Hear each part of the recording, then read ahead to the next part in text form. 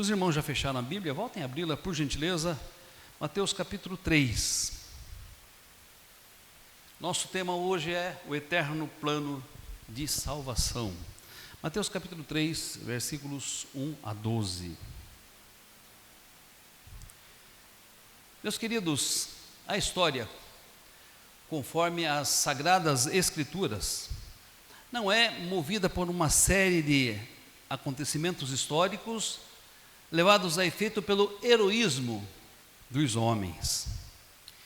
Ela também não é o resultado de transformações econômicas provocadas pela evolução exploratória dos recursos físicos e dos recursos naturais da terra. A história, biblicamente, é o desenrolar do plano de Deus. E as digitais de Deus podem ser vistas em todos os acontecimentos da história, em cada um deles e em todos eles. Dessa forma, podemos entender que desde a eternidade Deus planejou a vinda de Jesus Cristo ao mundo. E desde que houve o início do tempo, Deus começou a proclamá-la através de promessas, através de personagens, através de fatos, através de acontecimentos. Quando nós lemos o Antigo Testamento, percebemos que o Novo Testamento já está ali. O Novo Testamento borbulha ali. A pessoa de Cristo já vem sendo apresentada ali. E também quando nós lemos o Novo Testamento, percebemos que ele patenteia tudo quanto o Antigo Testamento falou a respeito de Jesus Cristo, a respeito da grande salvação, a respeito da sua manifestação na plenitude dos tempos. Hoje nós vamos ver esse eterno plano de salvação se desenrolando, se desenvolvendo, se apresentando na vida de João Batista. E eu quero destacar deste texto 3 verdades. A primeira delas é a de que Deus prepara o caminho. Deus prepara o caminho. Queridos, o apóstolo Pedro, falando do preço que foi dado pela nossa redenção, pelo nosso resgate, ele afirma o seguinte, 1 Pedro capítulo 1, versículos 18 a 20.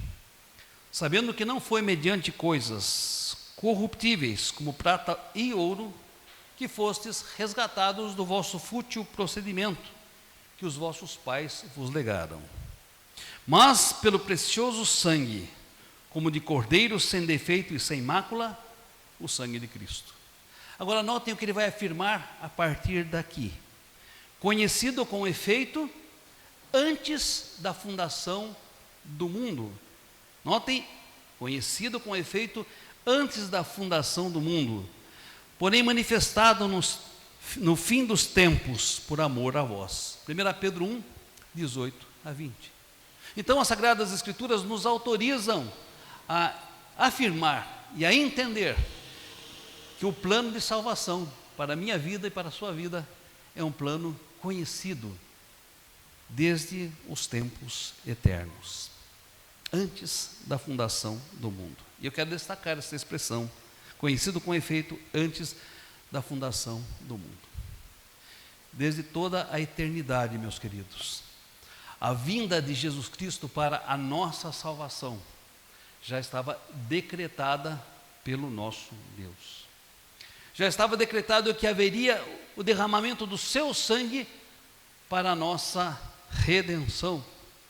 Não foi um plano que Deus fez para consertar a sua história, após os nossos primeiros pais terem transgredido, terem caído em pecado, terem desobedecido no jardim do Éden. Não foi para arrumar uma história que os nossos pais haviam desarrumado. A vinda de Jesus Cristo foi planejada desde toda a eternidade para cumprir o propósito do Senhor. A vinda de Jesus Cristo desde toda a eternidade fazia parte do propósito eterno de Deus. Essa verdade precisa ficar muito clara em nossas mentes e se torna muito importante à luz do texto que nós lemos. Deus preparou o caminho para a vinda de Jesus Cristo. Mas quando é que começou esta preparação? Quero convidá-los a um rápido resumo deste plano. Pensando no tempo e no espaço, já que é sobre esse que nós temos conhecimento através das Sagradas Escrituras, podemos afirmar que ali no Gênesis já havia sido prometida a vinda de Jesus Cristo. Há um texto que é considerado o proto-evangelho, ou o primeiro evangelho, e esse texto está lá em Gênesis capítulo 3, versículo 15. E o que nos diz esse texto? Diz o seguinte: porém inimizade entre ti e a mulher, entre a tua descendência e o seu descendente, este te ferirá a cabeça, e tu lhe ferirás o calcanhar. Essa expressão, este te ferirá a cabeça, e tu lhe ferirás o calcanhar, ela se dá na cruz, porque na cruz, Jesus Cristo é ferido em seu calcanhar, pelas consequências da entrada do pecado no mundo. Jesus é ferido em seu calcanhar pelo diabo, mas na sua crucificação e ressurreição, Jesus fere mortalmente na cabeça ao diabo. E aqui está então a primeira anunciação do Evangelho.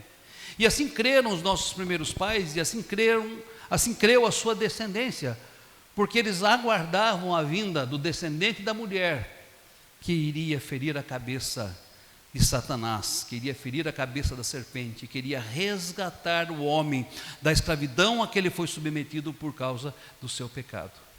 Cresceu dentre os descendentes de Adão e Eva a esperança da vinda de Jesus, a esperança da vinda de um Messias. Mas notem, há pequenos detalhes que também anunciam a vinda de Jesus Cristo, ainda no livro de Gênesis. Quando os nossos primeiros pais pecaram, diz o texto, eles fizeram para si roupas de folhas de figueira. Mas essas roupas eram inúteis, essas roupas eram insuficientes, essas roupas eram precárias e não podiam cobrir-lhes a sua nudez e as consequências do seu pecado. O que fez Deus? Deus sacrificou um animal. Houve derramamento de sangue, e da pele daquele animal fez vestes para os nossos primeiros pais. Isto é simbólico. Ali houve, pela primeira vez, o derramamento do sangue para a remissão de pecados. E essa verdade foi ensinada no Antigo Testamento, antes da lei e através da lei. Um princípio universal, que ele está não só nas Escrituras, mas está incutido na mente de todas as pessoas, mesmo que não conheçam a Escritura, é que sem sacrifício, sem derramamento de sangue, não há remissão de pecados. A anunciação de Cristo está presente também na vida de Enos, que começou lá no Antigo Testamento a invocar o Senhor. Está presente na vida de Enoque, que andou com Deus e Deus o tomou para si. Está presente na vida de Noé, que construiu a arca, onde ele e sua família e os animais entraram para que fossem protegidos de uma grande inundação.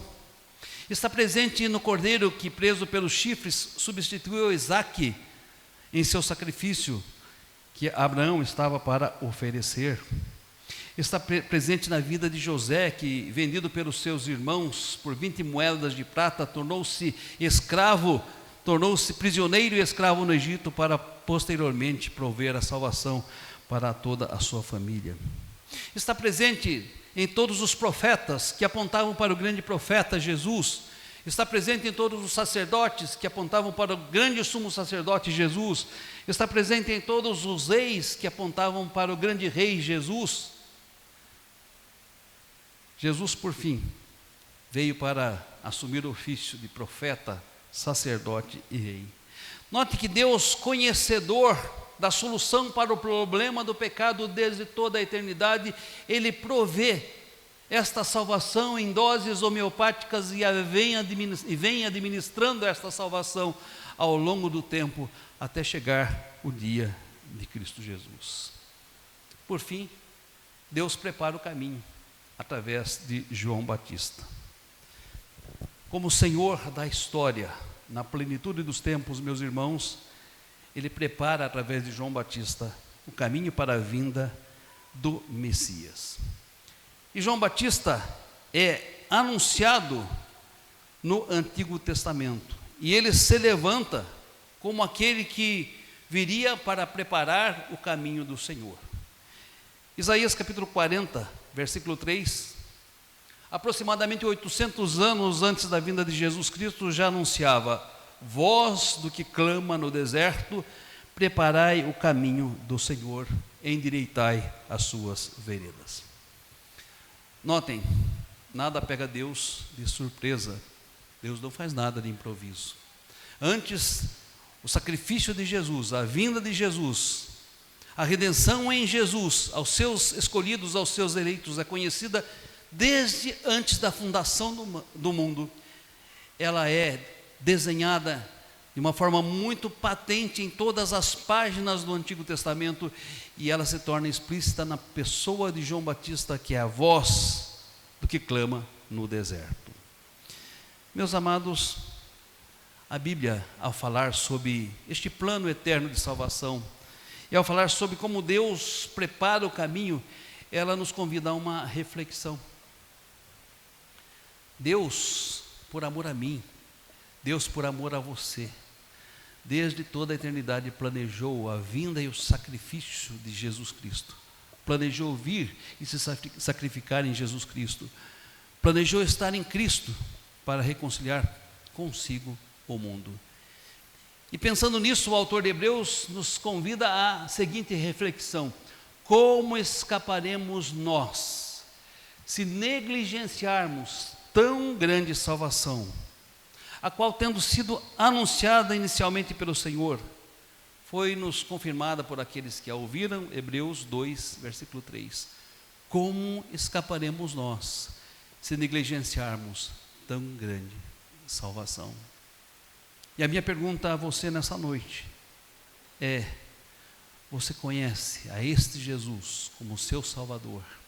Você entregou sua vida a este Jesus como seu Salvador? Você já tomou posse desta grande salvação que Jesus Cristo veio para te dar? Desta grande salvação planejada pelo nosso eterno e soberano Deus desde toda a eternidade?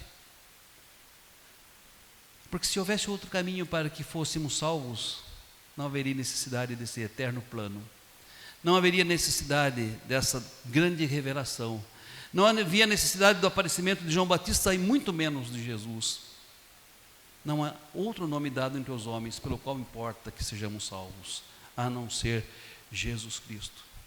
E a sua eternidade, ela se desenha a partir da resposta a esta pergunta: você já recebeu a Jesus como seu Salvador e Senhor? Como escaparemos nós se negligenciarmos tão grande salvação? Uma segunda verdade desse texto: primeiro, Deus prepara o caminho. A segunda verdade, Deus apresenta o caminho. Meus queridos, o aparecimento de João Batista é tremendamente interessante, historicamente interessante, biblicamente interessante. Por quê? Por três coisas. Primeiro, ele interrompe um silêncio da voz profética de 400 anos, o chamado período interbíblico. O aparecimento de João Batista dá início a uma nova era revelacional, a do Novo Testamento, e encerra uma era revelacional, a do Antigo Testamento. Notem, ele faz essa transição. É o último profeta do Antigo Testamento e o primeiro profeta do Novo Testamento. Em segundo lugar, ele interrompe um silêncio. A voz de Deus não havia sido ouvida com autenticidade durante 400 anos. É lógico que houve falsos profetas, houve falsas revelações, houve livros que foram escritos nesse período interbíblico, mas nenhum deles foi reconhecido como a voz de Deus falando aos homens, como foi reconhecido em João Batista. Ele encerra o silêncio da voz profética e traz a voz profética para novos tempos, para uma nova era. Em terceiro lugar, a vinda de João Batista é tremendamente interessante porque ele viria para preparar o caminho do Senhor. E se você observar a mensagem de João Batista, vai perceber que nesta mensagem havia uma urgência, neste chamado havia uma urgência. Ele convidava as pessoas para que sem demora se arrependessem dos seus pecados. E por quê? Porque o machado já estava posto à raiz das árvores. Mateus capítulo 3, versículo 10. E as pessoas entenderam o teor da sua mensagem. E as pessoas o reconheceram como um verdadeiro mensageiro de Deus. E as pessoas acorreram à pregação porque entendiam que Deus estava falando através do seu servo. O estilo de João Batista nos chama a atenção. E é interessante que ele foge dos padrões. Ele foge das convenções. Ele aparece no estilo de vida pessoal e no estilo de pregação totalmente diferente do que se estava acostumado. O texto nos diz que ele aparece pregando no deserto da Judéia. Vestia-se de pelos de camelo, tinha um cinto de couro em torno dos seus lombos, alimentava-se de gafanhoto e de mel silvestre. Há muitos estudiosos que veem semelhanças entre o estilo de João Batista e o estilo de vida dos essênios. E de fato eles tinham alguns pontos em comum. Por exemplo, viver no deserto, ter o batismo como uma prática e pregar o fim dos tempos, ou ter uma pregação de teor apocalíptico. Porém, há diferenças entre João Batista e os essênios. O batismo de João Batista era um batismo único de arrependimento. Os essênios batizavam as pessoas diariamente e pregavam a necessidade de se batizar diariamente para que elas pudessem se ver limpas dos seus pecados. Essa é uma diferença. Segunda diferença, João Batista usava roupas rústicas, como pelo de camelo, e vivia sozinho, enquanto que os essênios se vestiam de branco e viviam em comunidades fechadas no deserto. Terceiro, João Batista pregava para diversas pessoas fora da sua própria comunidade, incluindo romanos, publicanos, algo que os essênios não faziam. Os essênios pregavam só ao seu grupo fechado. Quarto, João Batista era um pregador itinerante, enquanto que os essênios eram uma seita ascética e isolada do mundo. Eles viviam reclusos e não saíam a pregar como João Batista fazia.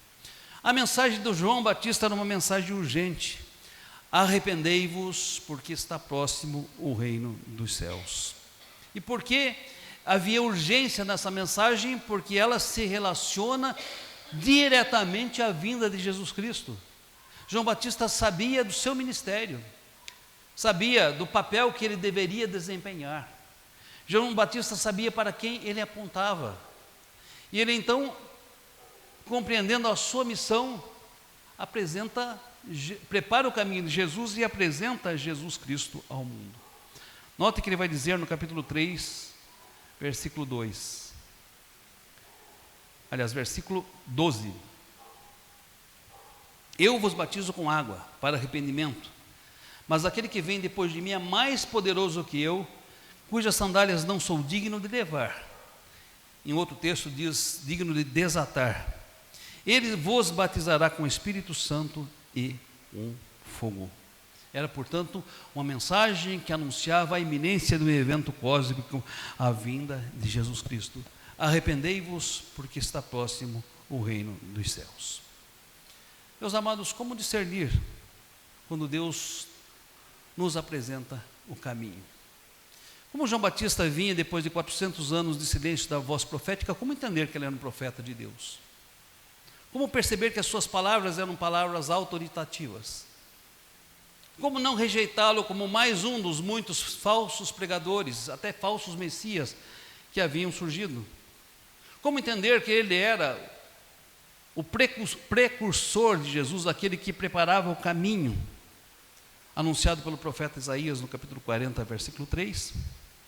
Notem que uma das maneiras de se compreender isto era o fato dele não apontar para si mesmo, era o fato dele apontar para Jesus Cristo. Em todo o tempo, os irmãos perceberão João Batista apontando para Jesus, aquele que viria. E esse é um critério, meus amados, que também deve nortear as nossas escolhas, que devem nortear as nossas reações àqueles que anunciam a palavra. Pregam a si mesmos, pregam a sua igreja como caminho, ou apontam para Jesus, ou direcionam para Jesus. Se apontam para Jesus, se direcionam para Jesus, e se em Jesus Cristo anunciam salvação, mas ao mesmo tempo juízo, só existe uma reação a ser tomada: receber essa mensagem e arrepender-se. Porque a palavra de Deus, meus amados, jamais voltará vazia. Ela prosperará no propósito para o qual designou. Ou esta palavra redundará em tomada de consciência do pecado, em arrependimento, em conversão, em mudança de vida, em santificação, ou esta palavra nos responsabilizará eternamente diante de Deus. Quando João Batista pregava, muitas pessoas se acercavam a ele, se acercavam dele arrependidas dos seus pecados e eram batizadas. E muitos destes discípulos de João Batista vieram a ser discípulos de Jesus Cristo quando do seu aparecimento, porque João Batista apontava para Jesus. O que eu e vocês devemos fazer quando a palavra é pregada? Quando a palavra pregada aponta para Jesus, quando aquele que prega traz autoridade escriturística, autoridade bíblica em sua mensagem, o que nós devemos fazer? Devemos nos apropriar, entendendo que é Deus falando ao nosso coração, que é Deus nos convidando a ouvir a sua voz, e que é Deus nos mostrando a urgência de vivermos conforme a sua vontade. João Batista foi apenas um instrumento, mas um instrumento útil nas mãos do Senhor. E são suas as palavras que dizem: importa que ele cresça e que eu diminua. E assim devem ser todos aqueles que proclamam, que anunciam a mensagem do Senhor, que ele cresça e que nós diminuamos. Terceira verdade: Deus convida ao caminho. Notem, Deus prepara o caminho, Deus anuncia o caminho e Deus nos convida ao caminho. João Batista foi reconhecido como profeta, até mesmo por aqueles que não receberam a mensagem que ele pregava, até mesmo por aqueles que rejeitaram os seus ensinamentos, até por aqueles que se viram endurecidos pelo convite à salvação que ele trazia, o convite ao arrependimento que ele trazia. Ele foi reconhecido como profeta, e a sua mensagem foi reconhecida como uma mensagem urgente, como uma mensagem relevante, como uma mensagem necessária. Note que o versículo 5 e 6, os versículos 5 e 6 nos afirmam: então saíam a ter com ele toda a Jerusalém e toda a circunvizinhança do Jordão, e eram batizados no rio Jordão, confessando os seus pecados. Poucas pessoas, não muitas pessoas, centenas de pessoas saíam a ter com ele Jerusalém, toda a Judéia e toda a circunvizinhança do Jordão, e eram batizados por ele, reconhecendo os seus pecados, confessando os seus pecados. João Batista não estava fundando uma nova religião, meus queridos, antes apontando para aquele que religaria o homem com Deus, Jesus Cristo. João Batista não estava chamando a atenção para a sua autoridade, mas chamando a atenção para a autoridade de Jesus Cristo. E muitos entenderam esta mensagem, se arrependeram dos seus pecados e foram batizados. Mas o texto nos diz que também se aproximaram dele fariseus e saduceus, querendo ser batizados. Os fariseus e os saduceus eram pertencentes a duas seitas judaicas. Os fariseus eram considerados os rigorosos cumpridores da lei em todos os seus detalhes.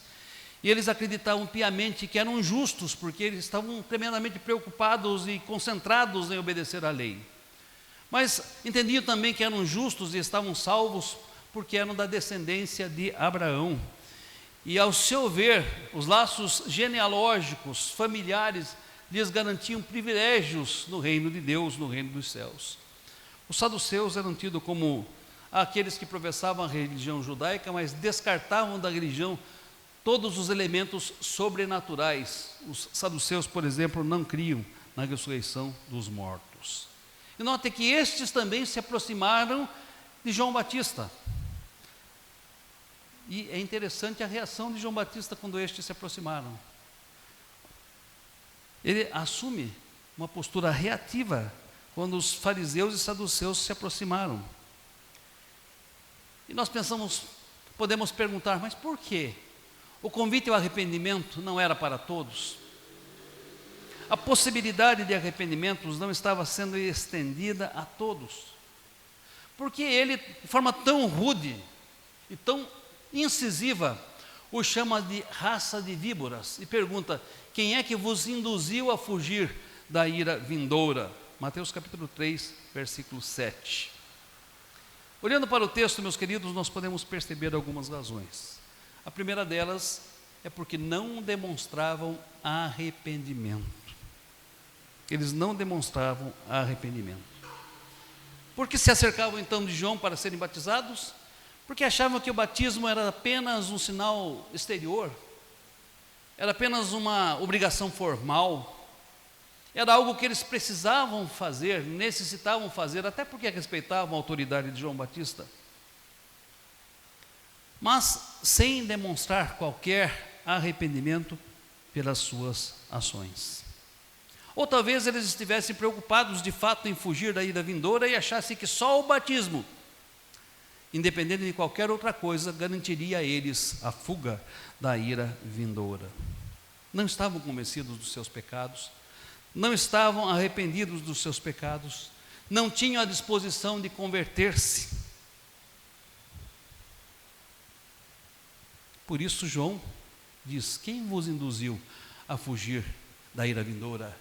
Raça de víboras, produzi frutos dignos de arrependimento. Mas uma segunda razão é porque João Batista os censura, é porque eles já se achavam salvos, já se achavam justos porque eram descendentes de Abraão. Acreditavam que os privilégios da raça, os privilégios genealógicos, garantiriam privilégios, e que eles então, por serem descendentes do pai da fé, também eram abraçados pela fé do seu pai. E tanto João Batista quanto Jesus vão apontar para a inutilidade dessa autoconfiança. Porque o que salva não é sermos descendentes de Abraão. No nosso caso, o que nos salva não é sermos descendentes de pais crentes. O que nos salva é nós nos aproximarmos de Jesus, arrependidos dos nossos pecados, confessando os nossos pecados e colocando a nossa fé única e exclusivamente dele. E João diz: olha, vocês se acham privilegiados, salvos e justos porque são descendentes de Abraão? Destas pedras, Deus pode suscitar descendência a Abraão. Eles deveriam, portanto, arrepender-se dos seus pecados, confessar os seus pecados. Eles precisariam ter este encontro pessoal e salvador com Jesus Cristo. Do contrário, seriam alvos da ira vindoura e não conseguiriam se esquivar dela. Mas João aponta para o fato de Jesus nos trazer as boas novas de salvação. E as boas novas de salvação, elas têm um apelo em si. Podemos, ao recebê-las, ser salvos e herdar a vida eterna, mas também, ao rejeitá-las, podemos configurar a nossa qualidade de filhos da ira, de pessoas sujeitas ao julgamento divino. O apóstolo João vai dizer mais tarde que veio para o que eram seus, mas os seus não o receberam. Aos que receberam, deu-lhes o poder de serem feitos filhos de Deus. Ele vai dizer no capítulo 1 do seu evangelho que a luz veio ao mundo, mas os homens amaram mais as trevas, porque as suas obras eram más e não queriam que a luz denunciasse as suas más obras. Meus amados, isso nos convida a pensar em como reagimos quando ouvimos a pregação da palavra de Deus. Uma pregação que aponta para Jesus como Salvador e Senhor. Nós demonstramos arrependimento quando essa palavra é pregada. E quando essa palavra aponta as nossas falsas convicções, quando essa palavra aponta para as nossas transgressões, para os nossos pecados, para coisas que nós precisamos reconhecer como erradas em nossa vida, para coisas que nós precisamos abandonar, qual é a nossa reação quando ouvimos a palavra de Deus sendo pregada? Nós nos arrependemos, nós confessamos os nossos pecados, nós deixamos que ela nos discipline, que ela nos transforme, que ela nos leve à preocupação de como sermos diferentes a partir do momento em que a ouvimos. Qual o nosso compromisso com a palavra que é pregada domingo após domingo? Ela causa algum impacto na minha segunda, terça, quarta, quinta, sexta e sábado seguintes? E esse impacto é duradouro ou espasmódico? Ele só me incomoda no momento ou ele continua a me incomodar até que eu entenda que é necessário mudar, porque é a palavra de Deus, não a palavra dos homens? Qual é a minha reação para com a palavra de Deus? Esse texto nos convida a pensar nisto. Será que, à semelhança dos fariseus e dos saduceus, nós também não estamos confiando demais numa religiosidade herdada dos nossos antepassados, acreditando que ela é suficiente para que não sejamos alcançados pela ira vindoura? Será que não achamos que o nosso ritual religioso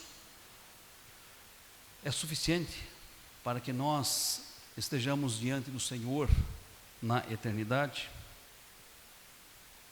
Será que assim como os fariseus fizeram com João Batista e com Jesus, não estamos tentando desacreditar a palavra que nós ouvimos, por ser incomodados por ela?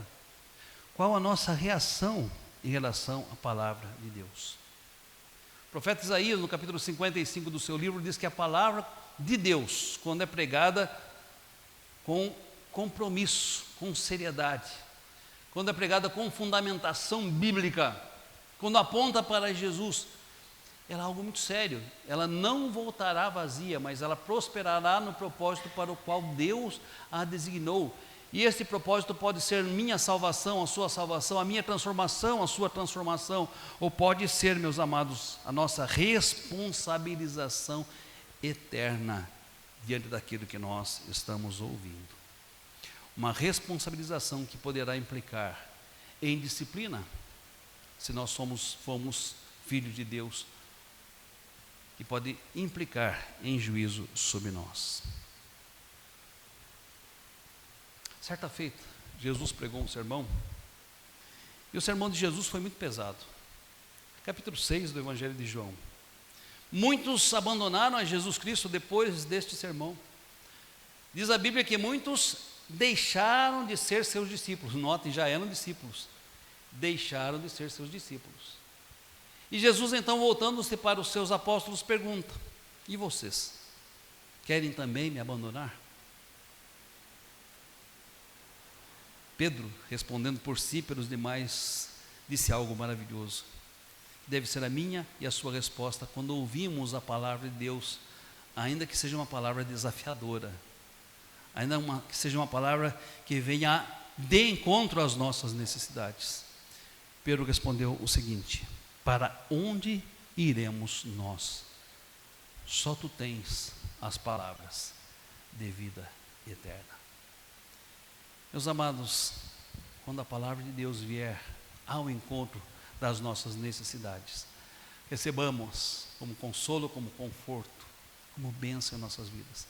Mas quando ela vier de encontro às nossas necessidades, nos arrependamos, nos humilhemos, confessemos a nossa rebeldia, a dureza do nosso coração, e procuremos com toda a humildade pedir que o Senhor nos prove, que o Senhor veja se há em nós caminhos maus e nos conduza pelos caminhos eternos.